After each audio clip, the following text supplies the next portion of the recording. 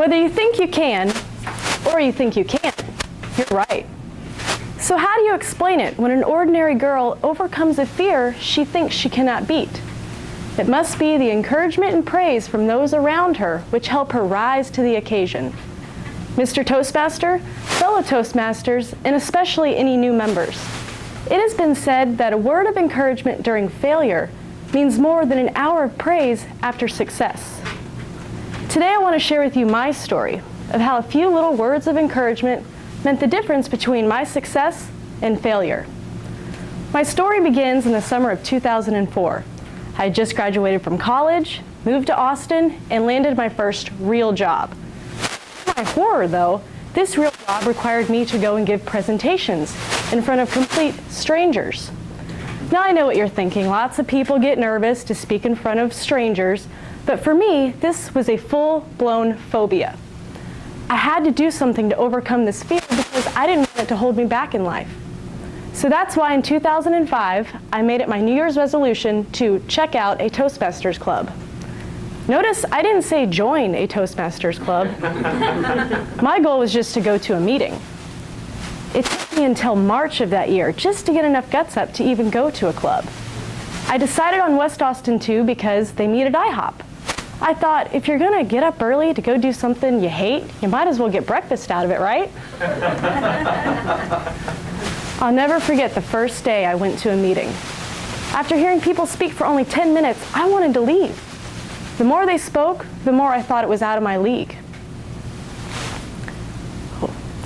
Sorry. I was so overwhelmingly intimidated with everyone.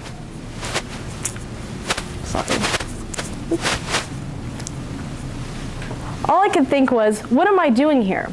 When the speeches ended, I thought it was time to go home. But no, we were just getting ready for everyone's favorite part of Toastmasters, table topics. After a few rounds of table topics, the topic master looked at me and asked me if I wanted to give it a try. Luckily, the person sitting next to me told me that when you're a guest, you have the right to pass. And pass I did.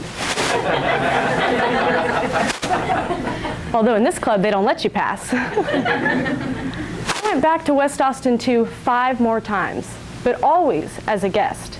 I guess you can say I really liked that get-out-of-jail-free card when it came time to table topics. But you know what? With all the passing that I was doing, I wasn't getting anywhere in overcoming this fear. So that's why I officially made myself join Toastmasters.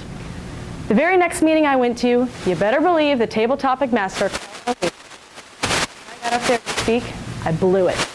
I spoke for about 20 seconds, and half of what came out of my mouth didn't make any sense at all.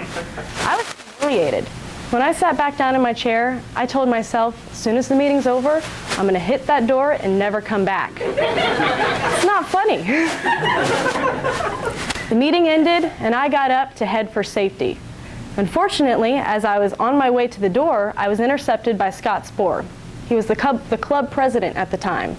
He had this big smile on his face and the sign-up sheet in his hand. You see, Scott had ever so kindly asked a fellow member to give up their speaking slot so that I could give my icebreaker the next week. Thanks a lot, Scott. Now, I had to come back at least one more time. The next week passed, and I prepared for my first speech.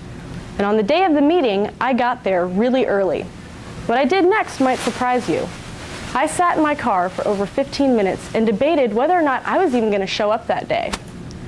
How easy it would have been to just get back in my car, drive home, send out an email to the club pretending I'd overslept. But that too wasn't going to get me there in overcoming this fear. So I made myself go in. I gave my speech that day. And when I did, I stood up in front of the group, straight as a board, arms stiff like this. I didn't move an inch. I spoke so fast, I think I took 3 breaths the entire speech. But you know what? I did it. I gave my first speech. The coolest part was when I got back to my chair, I had all these little notes from people. Those little notes that we write to each other after you give speeches. People had the nicest things to say to me. You would have thought I just won a speech contest or something. The things they said were so nice that I couldn't throw those notes away. I still have them, and I actually brought them in, and I want to share a few of them with you. Brantley, thanks for sharing some of your journey. I look forward to learning more and hearing you speak further. Brantley, great job on your first speech. You are a welcome addition to the club. I look forward to hearing more great speeches. And lastly, Brantley, very well done. You were absolutely prepared and very well organized. There were no signs of nervousness. That person was being really nice.